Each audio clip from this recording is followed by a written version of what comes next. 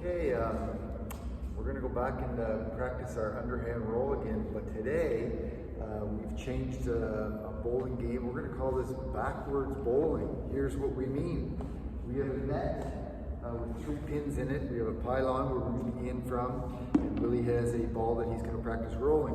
So backwards bowling works like this. Instead of trying to hit the pins, you're trying to get them to go between, so you have to be really accurate with your shot. And again, we'll go back to that 5-shot rule. 5 shots for my partner, 5 shots for me.